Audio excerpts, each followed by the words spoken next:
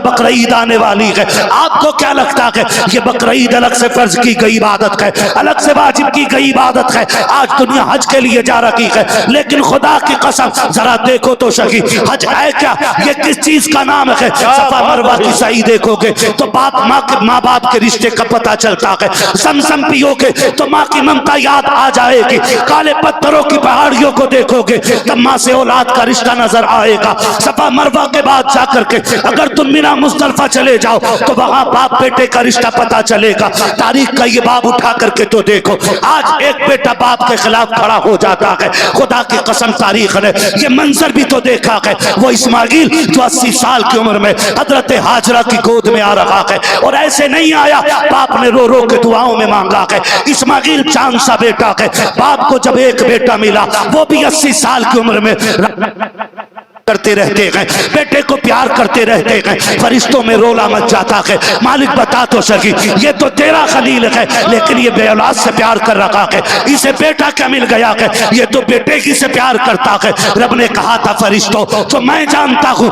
वो तुम नहीं जानते हो, ये मेरा खलील है, औलाद इसे बहुत दिन के बाद मिली है लेकिन प्यार मुझसे ज्यादा करता है। फरिश्तों ने कहा था मालिक हम देखना चाहते हैं ये तुझसे कितना प्यार करता है। रब ने कहा जाओ जाकर के हुक्म दे दो कि जो बेटा हमने तुम्हें 80 साल की उम्र में दिया है इसे खुद से जुदा करने का वक्त आ गया है। क्या करना है मालिक? एक बार नहीं पूछा था मालिक, 80 साल के बाद मिला है, कुछ दिन तो गोद में खिला लूं, कोई शिकवा नहीं, कोई शिकायत नहीं, करना क्या है? का इसी जमीन पे छोड़ आओ जहां न साया हो न पानी हो न कोई इंसान हो, तन्हाई में छोड़ के आओ, बेआबो गया जंगल में छोड़ो। अल्लाह के खलील ने अपने बेटे को उठाया, शरीक हयात को लिया है और उस जमीन पे आए हैं जहां आज जाकर के 40 लाख से ज्यादा हाजी अल्लाह की बारगाह में गर्दनें झुका रहे हैं, जहां एक धर्म के आकर के एक लिबास पहना है, सबके सफेद कपड़े हैं, सबकी बोली भी एक है, सबका तरीका भी एक है। मैं पूछना चाहता हूं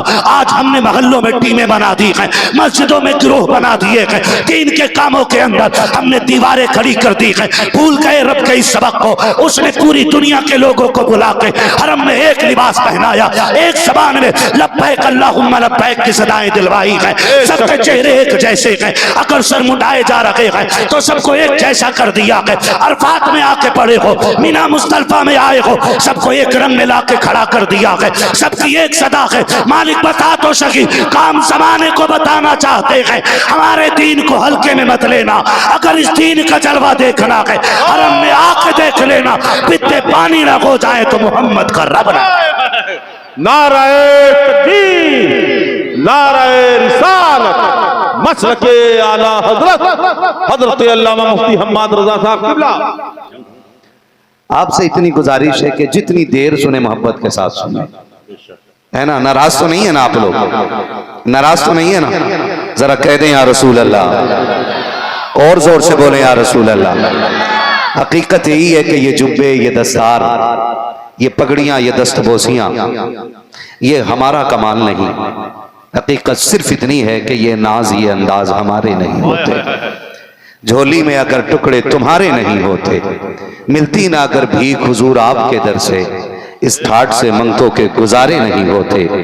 बेदाम ही बिक जाई ये बाजारे नबी में, इस शान के सौदों में खसारे नहीं होते। अजीजाने गिरामी, आज हवा जिस रुख की चल पड़ी है, हमें उस हवा को समझना होगा, और जो दुनिया रंग दिखा रही है हमें उन रंगों को भी समझना पड़ेगा।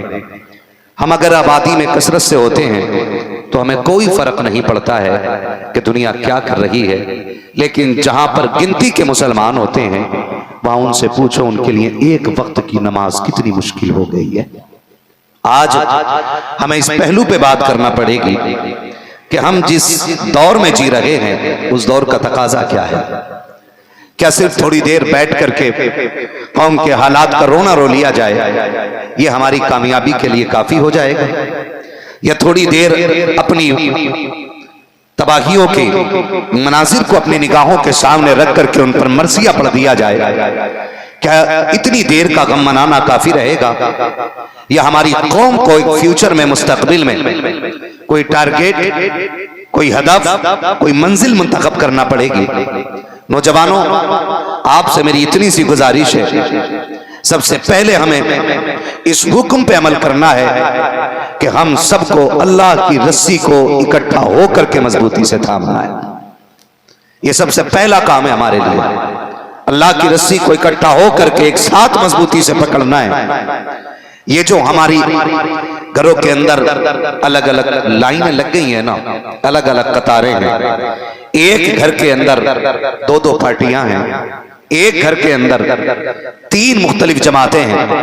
हम सबको इन मुख्तलिफ और बिखरी हुई जमातों को एक प्लेटफॉर्म पे लाना पड़ेगा, एक जगह इकट्ठा करना पड़ेगा और किसी एक शख्स को अपने घर का मुखिया बना दीजिए।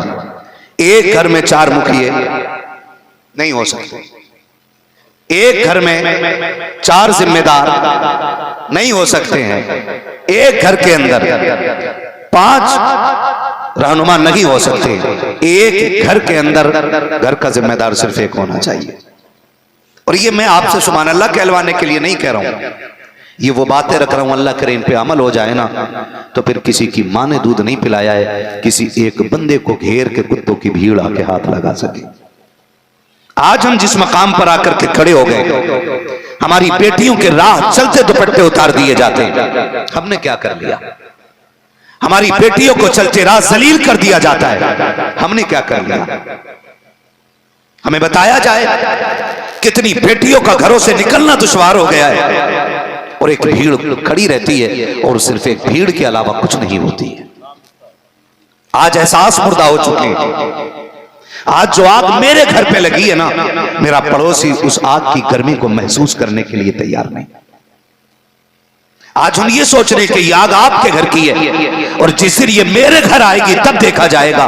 ओ भाई, अगर ये आग तेज हो गई ना तो एक को नहीं तुम्हारे जैसे सैकड़ों को जला के लाख कर देगी और फिर इस आग को बुझाया नहीं जा सकता है। हम अपनी सफों के दरमियान इत्तेफाक पैदा करें, अपनी बेटियों की इज्जत के पहरेदार बन जाएं, अपनी नस्लों को यह सबक पढ़ा दें कि अभी कौम मुस्लिम मुर्दा नहीं हुई है, अभी इस कौम की रगों में वो गैरत बाकी है जो मेरे नबी ने 1450 साल पहले अता की थी। अभी इस कौम के अंदर वो गैरत जिंदा है जो अबू बकर के चौखट से हम लेकर के आए थे। अभी हमारी रगों के अंदर उस लहू की गर्माहट मौजूद है जो फारूक आजम के दर से हमें मिली है। अभी हमारी रगों के अंदर वो गर्मी मौजूद है जो हमें उस्मान गनी के दरबार से मिली है, जो मौला अली के दरबार से मिली है। अगर अब भी नहीं जागोगे तो नस्लें मिटा दी जाएंगी और कोई बचाने वाला नसीब नहीं होगा।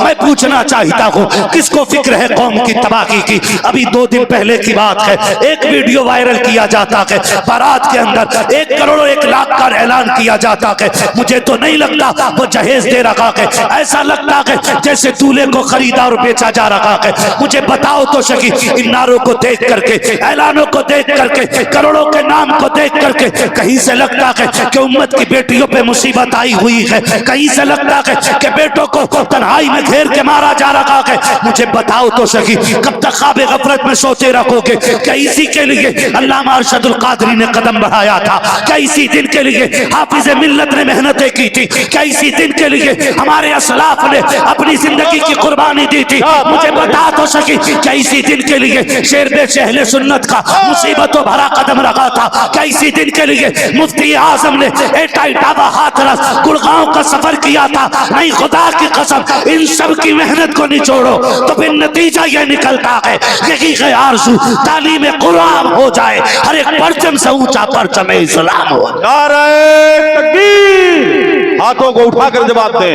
नारे तकबीर, नारे रिसालत, मसलके आला हजरत फैजाने हुजूर सदरुल अफाजिल हजरत अल्लामा मुफ्ती हम्मद रजा साहब किबला। खैरियत है सारे लोग? अब हमें जमीनी तौर पे काम करना पड़ेगा। किधर काम करना है? जमीनी तौर पे काम करना। हैरत की बात है, आज एहसास मुर्दा हो चुका है और इसी एहसास को जिंदगी देने के लिए मेरा नबी मक्के में जलवगर हुआ है। एहसास मर गए हम लोगों के। एहसास की मौत जानते हैं कब हुई और कैसे होती है? आप सोच रहे होंगे हमारा एहसास कब मरा। मुझे बताओ, एक हादसा रोड पे होता है, दुनिया वीडियो बनाती है और किसी को यह तौफीक नहीं होती कि उस तड़पते बंदे के लिए कोई काम कर जाए। यह एहसास की मौत नहीं तो क्या है? यही एहसास की मौत है, यही एहसास की मौत है। मुरादाबाद के अंदर रींगापुर साइड में गालिबन उसी इलाके में एक बारात, एक बेटी दुल्हन बनते बनते रह गई, सिर्फ किस लिए कि लड़के वालों की मांगी हुई जो डिमांड का पैसा था वो गरीब बाप पूरा ना कर सका। बारात लौटा के ले गए। उस बेटी पे क्या गुजरी होगी जिसके हाथों की मेहंदी लगी की लगी रह गई। इसे एहसास की मौत कहते हैं। और जब एहसास मर जाता है ना, तब इंसान मर जाता है। इंसान की मौत तब नहीं होती जब उसके हाथ पैर हरकत करना बंद कर जाएं। इंसान की मौत तब नहीं होती है जब उसके दिल की धड़कन रुक जाए। इंसान की मौत तो तभी हो जाती है जब उसका एहसास मर जाता है। जब एहसास की मौत हो जाती है तो इंसान मर जाया करता है। वरना कितने ऐसे लोग हैं जो कब्रों में चले गए लेकिन अभी भी जिंदा हैं, अभी भी जिंदा हैं। क्यों? क्योंकि उनके एहसास में जिंदा है। आज पूरी दुनिया ना ताजो शरिया के नाम का नारा लगाती है। वो कब्र के अंदर है लेकिन हमारे दिलों में आज भी जिंदा है, क्योंकि उनका एहसास पैदा क्या हुआ हमारे दिलों के अंदर जिंदा है। हमारे बुजुर्गों की जो फिक्र जिंदा होती है वो उन्हें जिंदा रखा करती है। आप मुझे बताइए, ये एहसास मर नहीं गए तो और क्या हो गया? आज सगी बहन सगे भाई के दरवाजे से रोती हुई लौट जाती है और भाई को एहसास नहीं होता, तो ये मुर्दा नहीं तो और क्या है? ये मुर्दा नहीं तो और क्या है? सोचें जरा और गौर करें, हमारे एहसास कितने मुर्दा हो चुके हैं। खुदा का वास्ता इस एहसास को फिर से जिंदा करना पड़ेगा। यह एहसास मेरे नबी ने जिंदा किया। वो सहाबा जो बेटियों की गर्दन काटने में फिक्र नहीं करते थे, ईमान लाने से पहले जो अपनी बेटी को दफन करते वक्त माथे पे पसीना नहीं आता था, जब ईमान की दौलत से मुशर्रफ हो गए फिर हुजूर के कदमों में बैठ के कह रहे हैं, या रसूल अल्लाह, जब से आपका दामन थामा है ना, अब जमीन पे चलते हुए डर लगता है कहीं पैर के नीचे चूंटी ना आ जाए। आज फिर इस एहसास को जिंदा करने की जरूरत है। आज फिर से इस एहसास को जिंदा करने की जरूरत है। एक बंदे की बीच रोड पे बंदा बैठ के गर्दन काट देता है, लोग वीडियो बनाते रहते हैं। यह एहसास की मौत नहीं तो और क्या है? लोग कहते हैं हम कामयाब हैं, हमने तरक्की की है। क्या खाक तरक्की की है तुमने? तुम्हारे सामने एक कुत्ते की मौत पे तो अफसोस होता है, लेकिन किसी मां के लाल की मौत पे कोई अफसोस करने वाला नहीं है। इसे कामयाबी कहते हैं लोग, ये कामयाबी नहीं। एहसास की जो मिसाल मेरे मुस्तफा ने दी है वो आज दुनिया में कहीं नजर नहीं आ रही है। जानते हो हजरत उमर फारूक आजम कितना बड़ा नाम है। जब तक ईमान नहीं लाए थे तो कुफ्र की दुनिया में इनका जवाब नहीं था, और जब ईमान ले आए ना तो फिर ईमान की दुनिया में इनकी तलवार का जवाब नजर नहीं आता था। इस पर बोलो सुभान अल्लाह। हाँ जी, मैं समझ सकता हूं मेरी अब जरूरत नहीं रह गई है, आप शोरा ही बुलाया करें, और आपके शायद मुकद्दर में ये भी नहीं है कि तकरीरें होनी चाहिए। हाँ, अल्लाह आपको सलामत रखे। थोड़ी कड़वी बातें भी अपनी इस्लाह के लिए सुन लीजिए कीजिए, और फ्री की जन्नत के धोखे में ना रहिएगा। गलती हमारी रही है, हमने भी मिंबर से फ्री की जन्नतें बांटी हैं। मुझे देखकर जहन्नम को भी आ गया पसीना। यहां से किसी ने कहा तो वहां शराबी सोच रहा मैं ही हूं जिसे देख के जहन्नम को पसीना आएगा। जुआरी हिसाब लगाए बैठा, मुझे देख के जहन्नम को भी आएगा पसीना। जरा दिल पे हाथ रख के बता, क्या शराब पीने वाला आखिरत में वहीं खड़ा होगा जो करबला में बच्चों की कुर्बानी देने वाला जहां हुसैन खड़ा होगा?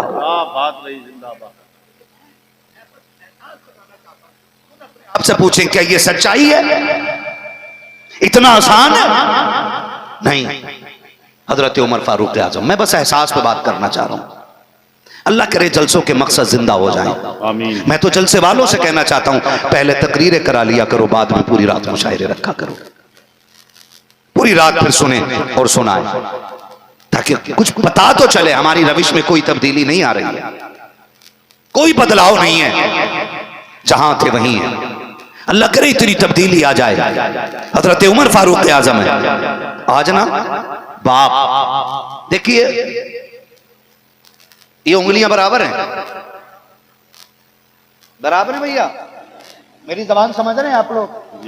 बराबर है ये उंगलियां, छोटी बड़ी है ना, है ना। तो जब एक हाथ की उंगलियां बराबर नहीं होती ना, तो माँ बाप को सारी औलाद से मोहब्बत भी बराबर नहीं होती है। ये क्लियर है। औलाद से मोहब्बत भी बराबर नहीं होती है, कमोबेश हो जाती है। अगर बाप ना किसी बेटे की खिदमत से राजी होकर के ना उसे थोड़ा सा देने में ज्यादा दे देना, तो सगा